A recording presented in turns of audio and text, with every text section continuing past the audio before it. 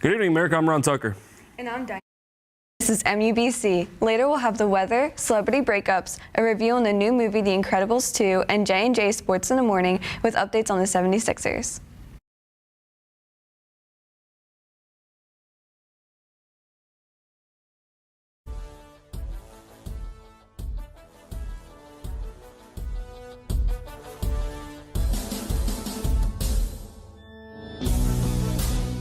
Is the Syrian conflict escalating or de-escalating? President Trump recently expressing his desire to withdraw the over 2,000 troops currently deployed in the eastern regions of Syria, controlled by Kurdish forces. Over the past year, the terror group ISIS has been crippled by a renewed U.S. offensive in Syria. Russian and American military officials say the time to defeat ISIS is now. However, would exiting now be wise amid the Syrian civil war that has already claimed over 500,000 lives? The Assad regime in Russia want to retake the Kurdish-held oil infrastructure, which could be used as a bargaining piece to end the Syrian conflict.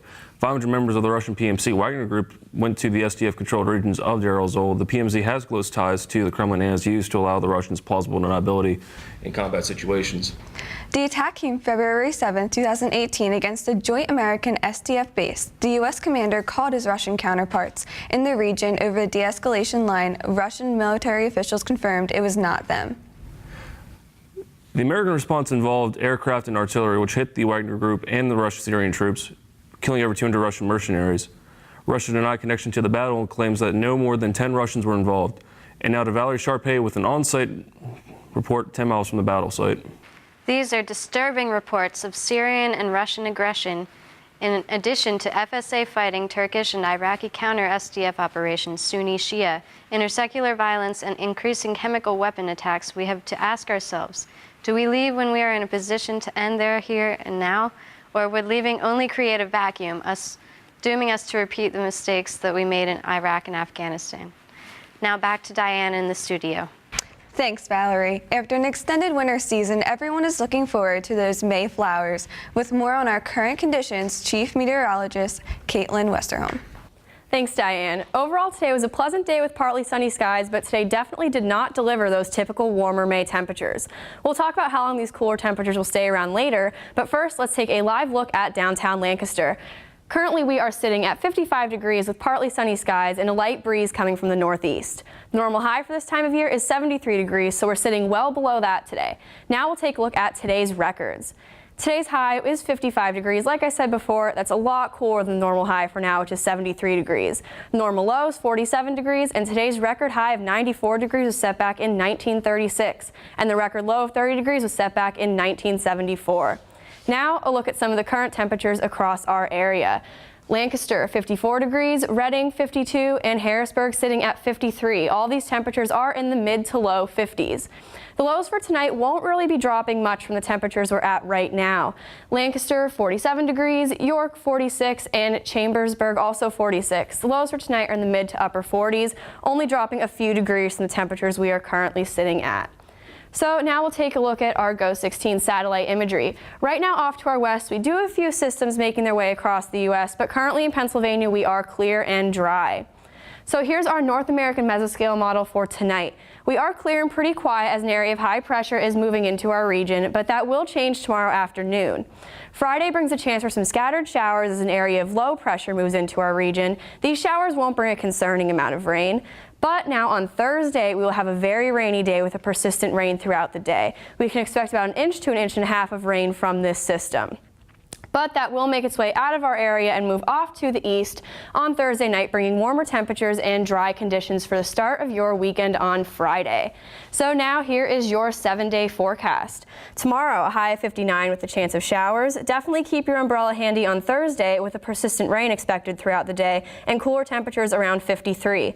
We begin to warm up to a more seasonable high temperature of 70 degrees on Friday after that system leaves our area.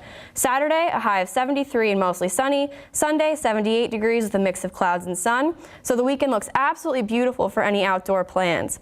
But Monday and Tuesday, we are looking at temperatures around 90 degrees, which is definitely a big change from what we're at right now. But for warm weather lovers, this weekend and early next week are definitely something to look forward to. Now, back to you, Diane.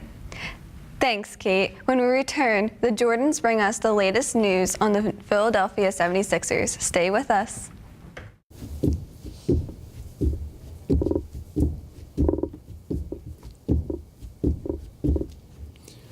Don't eat those calories. Try a new dietary supplement. Try Diet Gum, flavored like cupcakes. Try Diet Gum is at the forefront of dieting programs and beats all other dietary products. Wow, it tastes just like a real cupcake. That's right. Try Diet comes in a variety of different flavors, such as pancakes, BLT, and pasta, suiting to all meals of the day.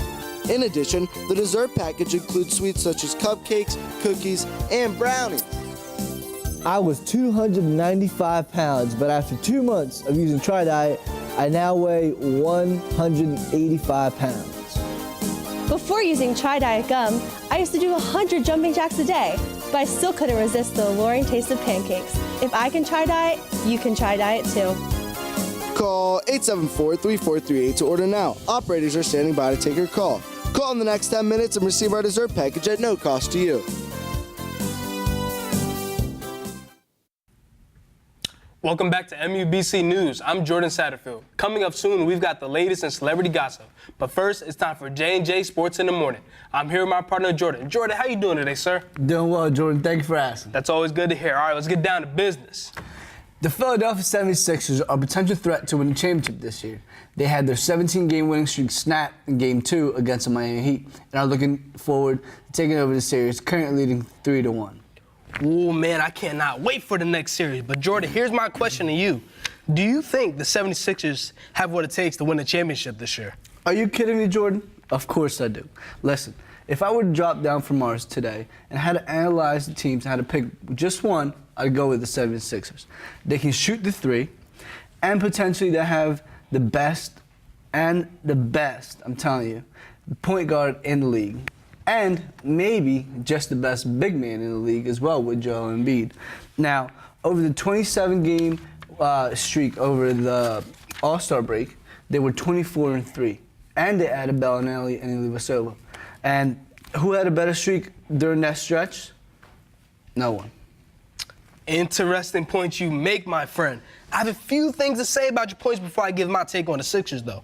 First off, while I'm a huge fan of Ben Simmons, I don't think I'm ready to put him over Kyrie Irving or John Wall right now. He doesn't have a jump shot. Until he gets one, then we can talk about who's the best PG in the East. Okay. Now, not to mention he's classified as a forward, but that's technicalities. Another issue I have with your statement is that you said the Sixers have the best big man in the league?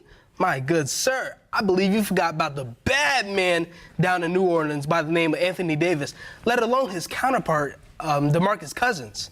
Now, I agree that Simmons and Embiid are some of the best in the league, but I don't believe they are the best.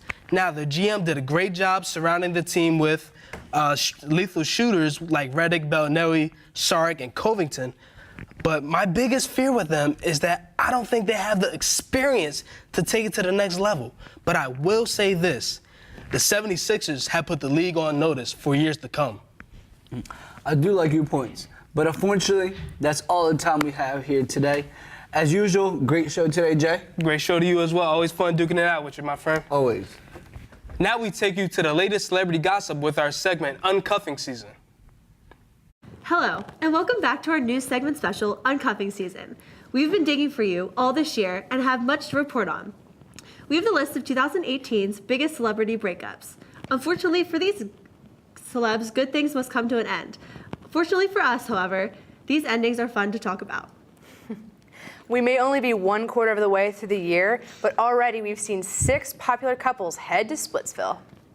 First on the list is famous actor Channing Tatum and his wife Jenna Dewan, announced in April that they have lovingly chosen to separate as a couple. Tatum and Dewan met in 2006 on the set of Step Up and have been married for 9 years. They also have a daughter, Everly. Secondly, we have Victoria's Secret model Alessandra Ambrosio and entrepreneur Jamie Mazur. They split in March. Even though they've been engaged since 2008, Alessandra is reportedly ready to mingle. They've had 2 kids together, Noah and Anya. Now our third couple surprised me actually. Zayn Malik and Gigi Hadid ended their relationship this March as well. Zayn even has Gigi's eyes tattooed on his chest, but they've only been dating for 2 years.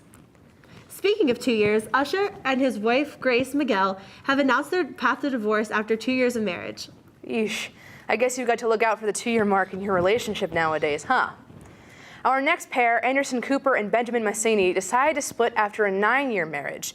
Anderson said in a statement, Benjamin and I separated as boyfriends some time ago. We are still family to each other and love each other very much. We remain the best of friends. Now, that was 5 couples? Our final breakup so far of 2018 is Donald Trump Jr. and Vanessa Trump. Right. They've been married for 13 years and have 5 kids. And it is an uncontested proceeding, meaning property and child custody has likely been figured out.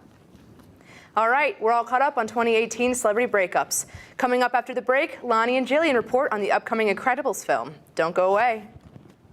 Do you or someone you know have a fidgeting problem? Oh man, I can't focus in class with all this pen clicking and foot tapping that I'm doing. How am I ever going to pay attention in class?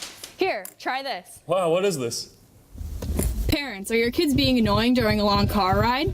Mom, are we there yet? No, not yet. Are we there yet? Stop pushing my seat. But Mom! Here, try this. What? Wow, what's this? Hi, Caitlin Westerholm here, introducing our new product called the Fidget Cube. Where a classic fidget spinner has only one available function that gets boring and overused, the Fidget Cube has 6 sides: click, glide, flip, breathe, roll, and spin for all of your diverse fidgeting needs. Each order comes with 2 Fidget Cubes and is guaranteed to help you focus. Wow, I can actually focus in class now. Wow, I don't need to bother my parents on long car rides anymore. But wait, there's more. Order within the next 5 minutes and we'll double your offer. That's 4, count them, 4 Fidget Cubes for only one small payment of $19.99. Just pay shipping and handling. Order now. It was over 10 years ago that Disney and Pixar released what would become an animated classic, The Incredibles. That's right, and this summer on June 15th, fans can expect the new movie. Let's take a look at the trailer to the highly anticipated sequel.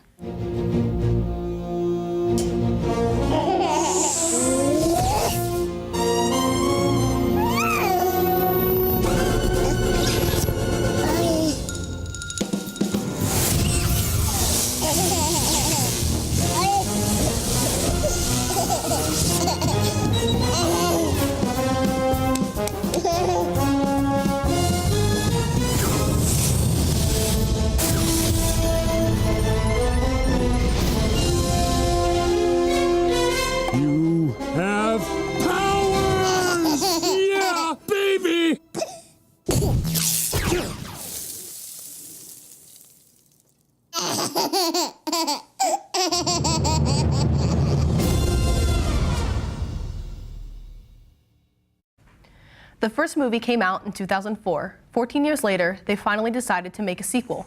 Why now? That's a good question, Lonnie. Fans have been desperately waiting for the movie to come out. Interestingly enough, however, the generation of Incredibles fans are now all grown up. Excellent point, Jillian. They've got to be in their 20s now. To tide them over until the movie comes out, there are a decent amount of trailers and sneak peeks that can be found online, like the one that we showed earlier. In The Incredibles 2, Elastigirl and Mr. Incredible switch roles, this time with Mr. Incredible filling the role of a parent, while Elastigirl is off being a superhero. Jack seems to be developing his powers as well, as we saw in the trailer. Let's hope these millennials don't get their hopes up and that the movie meets and maybe even exceeds their expectations.